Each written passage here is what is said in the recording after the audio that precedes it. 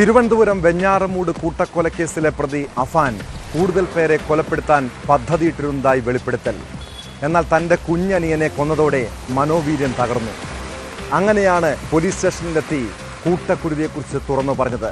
പോലീസിന് പുറമെ ആശുപത്രി സെൽ സന്ദർശിച്ച മാനസിക വിദഗ്ധരോടും അഫാൻ ഇക്കാര്യങ്ങൾ വെളിപ്പെടുത്തി. അതിനിടെ പ്രതിയുടെ കസ്റ്റഡി ആവശ്യപ്പെട്ട് പോലീസ് നാളെ കോടതിയിൽ അപേക്ഷ സമർപ്പിക്കും. അഫാനെ ഉടൻ പോലീസ് ജയിലിലേക്ക് മാറ്റുമെന്നാണ് വിവരം.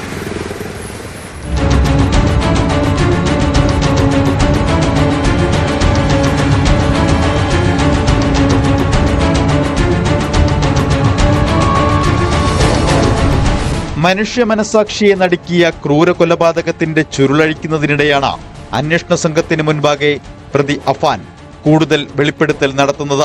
ബന്ധുക്കളായ രണ്ടുപേരെ കൂടി കൊലപ്പെടുത്താൻ പദ്ധതിയിട്ടിരുന്നു എന്നാണ് അഫാന്റെ ഞെട്ടിക്കുന്ന വെളിപ്പെടുത്തൽ. ഉറ്റ ബന്ധുക്കളും തട്ടത്തുമല സ്വദേശികളുമായ അമ്മയെയും മകളെയും കൊലപ്പെടുത്താനായിരുന്നു അഫാന്റെ നീക്കം. പോലീസ് സെല്ലിൽ കഴിയവേ തന്നെ സന്ദർശിച്ച മാനസികാരോഗ്യ വിദഗ്ധരോടും അഫാൻ ഇക്കാര്യം വെളിപ്പെടുത്തിയിട്ടുണ്ട്. കൊലപാതകങ്ങൾ നടത്തുന്നതിന് ദിവസങ്ങൾക്ക് മുൻപ് 5 ലക്ഷം രൂപ ഈ കുടുംബത്തോട് ചോദിച്ചിരുന്നെങ്കിലും പണം നൽകാതിരുന്നതാണ് പകയ്ക്ക് കാരണം. കുടുംബത്തെ സഹായിക്കാത്ത അമ്മാവനോടും പക തോന്നിയെന്നും അദ്ദേഹത്തിന്റെ കുട്ടിയുടെ പ്രായക്കുറവ് മനസ്സിലേക്ക് വന്നതിനാൽ കൊല്ലാനുള്ളവരുടെ പട്ടികയിൽ ഉൾപ്പെടുത്തിയില്ല എന്നുമാണ് അഫാൻ പറയുന്നത്.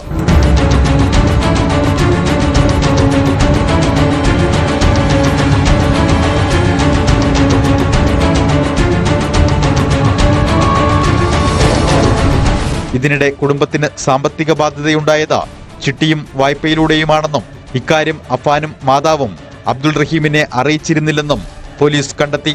നിലവിലെ പരിശോധനാ റിപ്പോർട്ടുകളിൽ അഫാൻ രാസലഹരികളൊന്നും ഉപയോഗിച്ചിട്ടില്ലെന്ന് തെളിഞ്ഞു. അഫാന്റെ ആരോഗ്യസ്ഥിതി മെച്ചപ്പെട്ടെന്ന റിപ്പോർട്ട് ഡോക്ടർമാർ പോലീസിന് കൈമാറി.